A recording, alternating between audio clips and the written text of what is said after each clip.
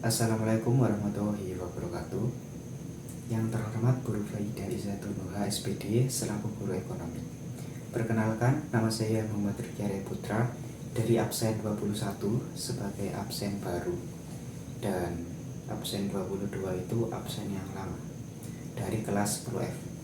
Jadi di sini saya akan melaksanakan presentasi susulan mengenai materi bank syariah, lebih tepatnya fungsi dan juga produk atau layanan bank syariah. Oke, langsung saja ke materinya. Yang pertama yaitu definisi dari bank syariah. Jadi, bank syariah itu merupakan suatu lembaga keuangan yang sangat penting untuk perekonomian modern saat ini, terutama di negara-negara yang memiliki populasi atau penduduk mayoritas sebagai Islam.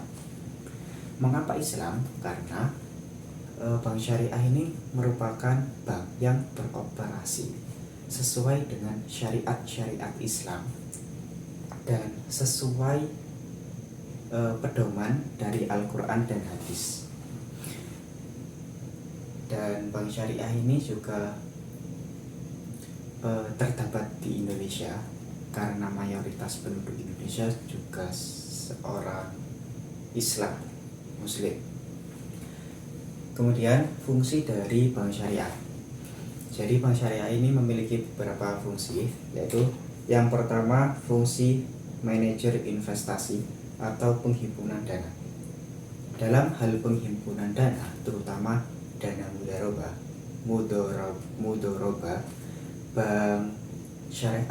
bank syariah ini berperan sebagai sahibul ma'al atau manajemen investasi. Oh ya, mudoroba sendiri adalah suatu perjanjian atau suatu perjanjian atau akad dari pihak perusahaan dengan pihak nasabah. Sebagai manajemen investasi, bank harus mengelola pengelolaan tersebut dengan tepat dan juga hati-hati dan secara profesional, karena pengelolaan tersebut itu dapat mempengaruhi tinggi rendahnya suatu bagi hasil yang akan diterima oleh nasabah pemilik dana.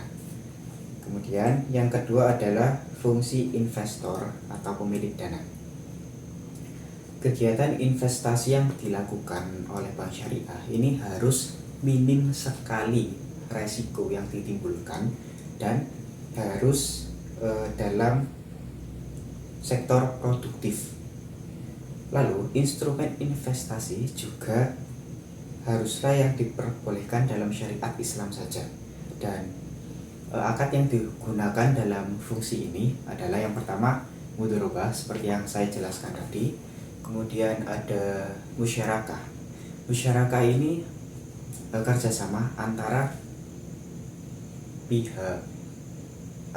kedua belah pihak untuk mencapai suatu tujuan bersama. Kemudian ada akad murabahah, yaitu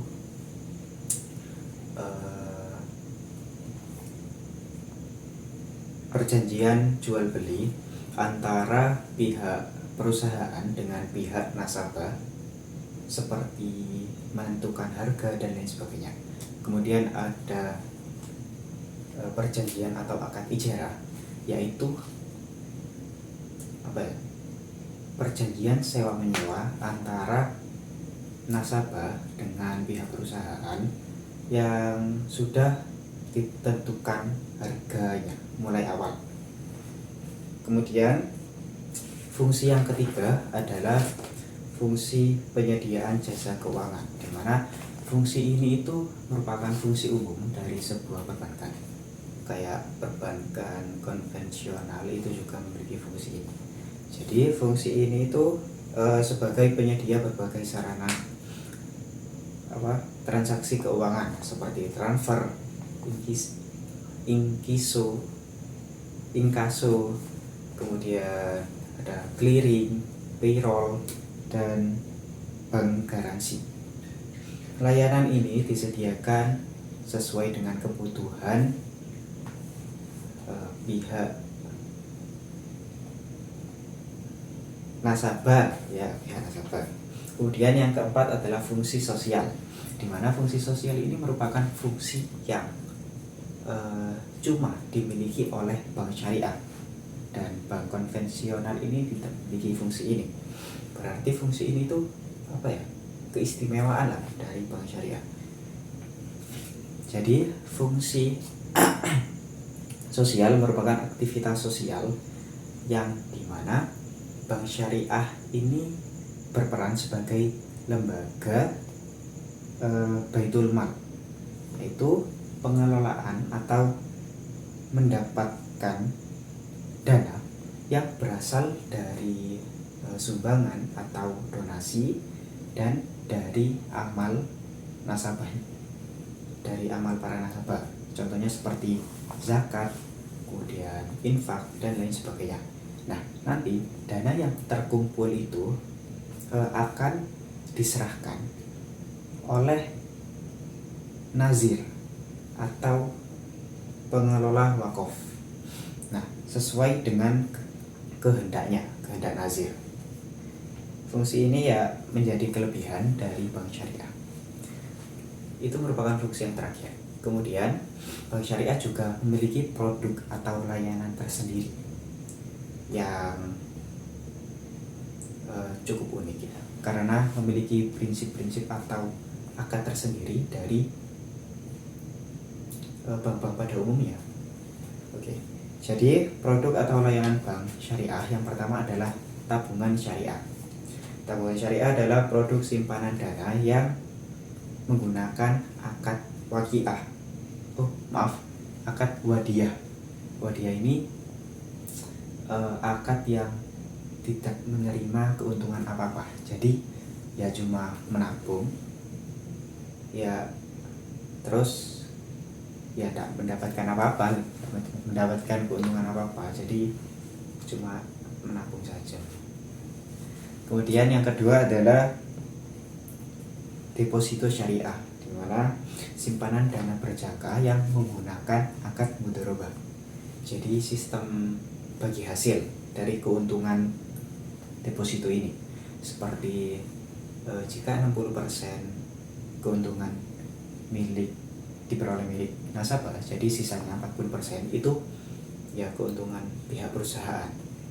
Kemudian yang ketiga adalah giro syariah, di mana giro syariah ini produk simpanan yang memiliki keunikan daripada giro konvensional, karena dapat ditarik lewat ATM, cek atau biljet giro. Dan prinsip yang digunakan dari giro syariah ini adalah prinsip wadiah dan juga mudharabah. Kedua prinsip itu digunakan. Kemudian yang keempat adalah gadai syariah, di mana gadai syariah ini merupakan produk pinjaman tunai yang menggunakan akad RAN, RAN atau ijarah. RAN sendiri adalah menjadikan harta benda sebagai jaminan untuk pelunas hutang jika hutang tersebut tidak dapat terlunasi. Kemudian kalau ijarah sesuai dengan apa yang saya jelaskan awal-awal sebelumnya, yaitu sewa menyewa yang sudah disepakati oleh kedua belah pihak. Kemudian yang kelima adalah pembiayaan syariah. Pembiayaan syariah adalah dukungan syariah yang harus dilakukan sesuai dengan prinsip keadilan, keseimbangan, kemudian tidak mengandung unsur haram seperti riba,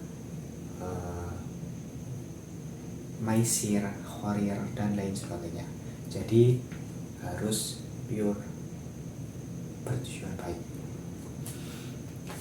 Jadi itu yang bisa saya sampaikan dari presentasi susulan ini, dan mohon maaf jika ada salah kata atau materi yang kurang benar. Mohon maaf, dan semoga apa yang saya sampaikan bisa menjadi manfaat bagi kita semua. Wassalamualaikum warahmatullahi wabarakatuh.